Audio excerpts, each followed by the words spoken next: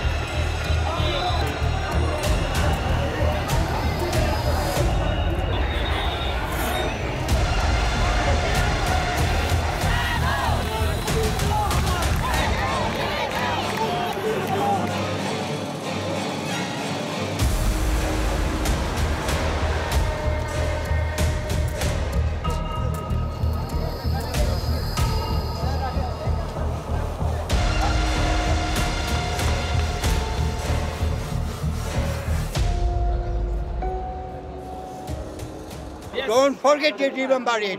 বাংলাদেশ আবার 4 বছর মধ্যে ঘুরে দাঁড়াবে। আর তুই চিন্তা কর তোর কি হবে, তোর শ্রীলঙ্কা সরে গেছে, তোর নেপাল সরে গেছে, হয় ইয়ার মানে সেমিস্টার কি হবে সেটা থিঙ্ক করছে বলে।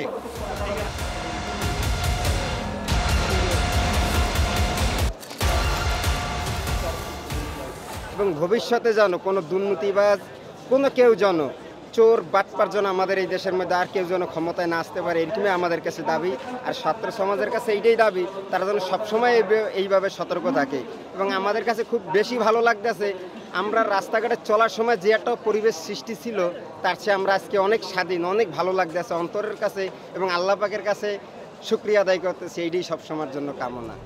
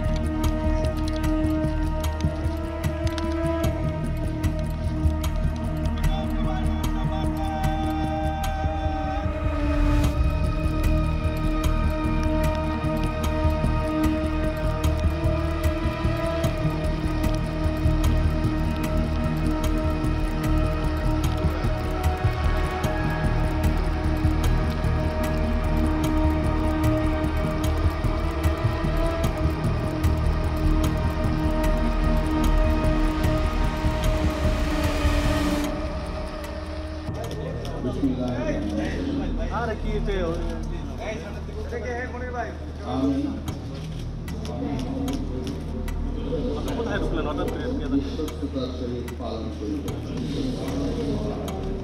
আমি বাংলাদেশের প্রতি অকৃত্রিম বিশ্বাস ও আনুগত্য পোষণ করিব।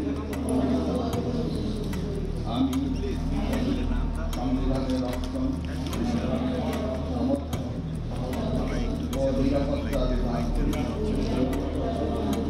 এবং আমি ভীতি বা অনুগ্রহ অনুরাগ ও বিরাগের বশবর্তী না হয়ে সকলের প্রতি আইন অনুযায়ী যথাবিহিত আচরণ করি। খালি আটকায় যাচ্ছে না। এবার মাননীয় উপদেষ্টা জনকে গোপনতার শপথ পাঠ করার জন্য মাননীয় রাষ্ট্রপতি আমি স্যার আমি অবগত হইব তাহা উপদেষ্টা রূপে যথাযথভাবে আমার কর্তব্য পালনের প্রয়োজন ব্যতীত প্রত্যক্ষ বা পরোক্ষভাবে কোন ব্যক্তিকে জ্ঞাপন করিব না বা কোন ব্যক্তির নিকট প্রকাশ করিব না।